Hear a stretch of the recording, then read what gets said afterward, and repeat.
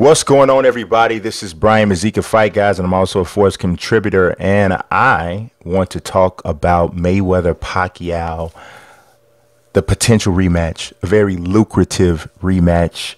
And it's nothing official, but I think there are 5 clear signs that this is not only becoming a thing, but I think it's actually moving towards a place where it's more likely than it is unlikely. So the first thing, Floyd Mayweather's presence at the Pacquiao Thurman fight. Now, I know some people are saying, and we're going to talk a little bit about the social media beef that's going on. And Mayweather's like, well, I'm there because I was part of the promotion and all that. I get that. And I understand that that is a somewhat acceptable explanation for his presence. But it was a little different. If you saw the fight, if you saw Mayweather there, you could tell he was there in a different sort of a capacity, in a different sort of mindset, in a different body language than he would have or than he has been at other fights for which he was a part of the promotion. So I think there was something to him being there. Perhaps maybe after the fight, there was some discussion about what they were going to do if there is a rematch or some preliminary discussion. Because if you remember, the real headway was made with the initial Mayweather-Pacquiao fight based off a face-to-face meeting at a basketball game. It seems to me with this particular opponent, Mayweather likes to communicate with him face to face when he can. I don't know why that is, but it seems like that's kind of how it rolls. I'm not 100%, locked in on that concept. That's more of just a bit of an observation. But as I move through this 5 reasons why I think this rematch is more likely, it's going to get a little bit more concrete as we move through. So let's go to number 2.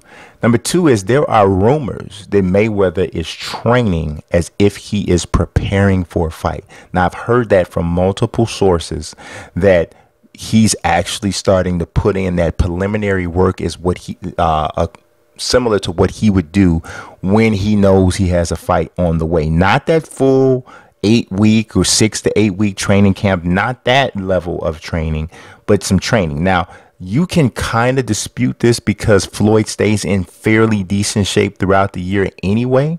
But from what I'm understanding, it's a little bit more than that. And it has a lot of people wondering if something is up. And as like I said, as we move through this list, you'll kind of see, I think things are starting to come together a little bit more. Number 3 is Manny's win over Keith Thurman has him as hot as he's been in years. His victory and the fact that you could somewhat maneuver the storyline leading up to this fight to say that, well, Manny technically hasn't really lost a fight since 2015 when he lost to Mayweather, because you could say, okay, well, there's a disputed decision against Jeff Horn, and there's this, all the losses that he has on his record since then are all disputable losses. So if you really want to spin the pre-hype, the pre-fight hype, you could roll it that way, and you could come off that, take that particular direction with it, and it further. I mean, he's the only 8 division world champion in the history of the sport. So there's only so much, shining up that you need to do about Manny's resume. But coming off a victory over Keith Thurman, one before that over Broner, one before that over Lucas Matisse. He's a legitimate world champion again at 147 pounds.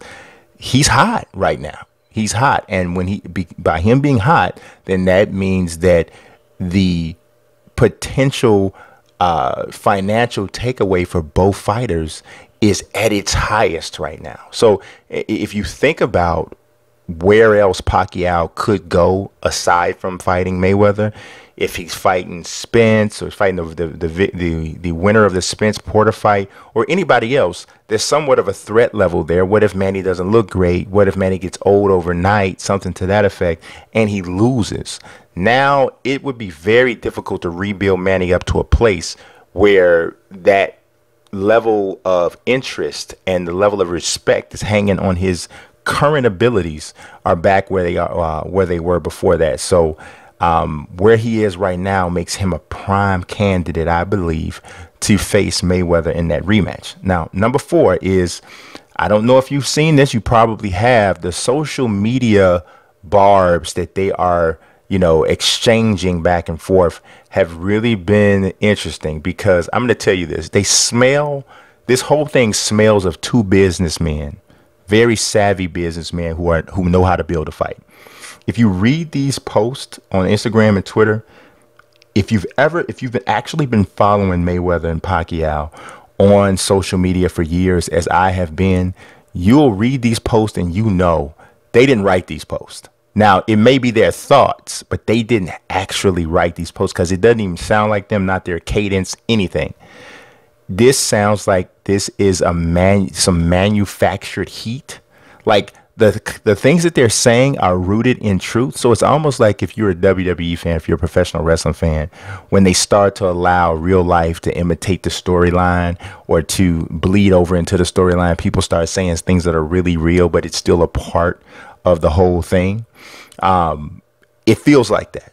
It feels like that. It feels like it is orchestrated and part of the plan for laying down the foundation for a build up for this rematch. So pay attention to what's happening on social media. I mean, just think about how unlike it is Pacquiao. I mean, how unlikely of Pacquiao. This is just so out of character for him to come back at somebody on social media. That's just not his bag at all, generally, unless it's part of a plan.